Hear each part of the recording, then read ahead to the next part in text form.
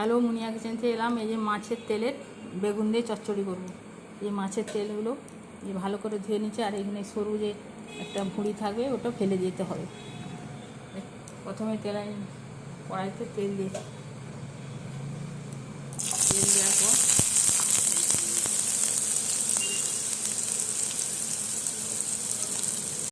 এই কালো জিরে দিতে হবে।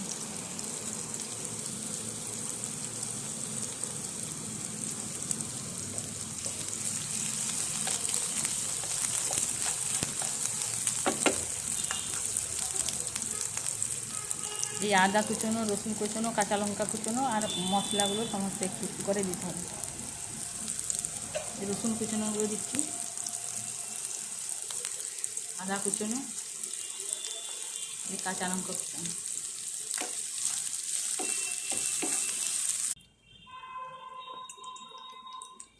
এরপরে যে মাছের তেলটা ভালো করে ধুয়ে নিয়েছি, বেছে নিয়েছি।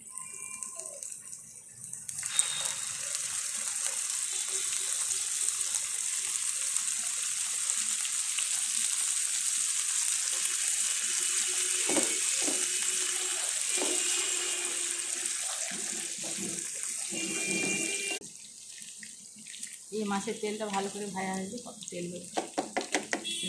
তেলটা একটু সামান্য দিতে হবে, সর্ষে তেল। এই বেগুনগুলো দিয়ে দিচ্ছি। বেগুনগুলো একটু ডুমো করে, বেগুনটা একটু ভাজার পর এই মশলাগুলো দিচ্ছি, জিরে, হলুদ গুঁড়ো আর ধনে গুঁড়ো দিয়ে এটা ভালো করে ভাজতে হবে। দিয়ে মাঝে মাঝে লাগতে হবে,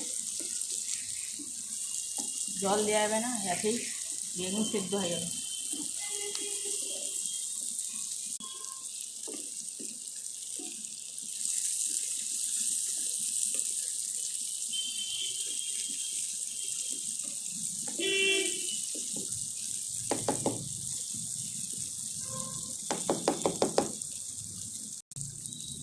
দিয়ে ঢাকা খুলে মাঝে মাঝে নেড়ে দেবো। হয়ে গেছে বেগুন দিয়ে মাছের তেলের চচ্চড়ি।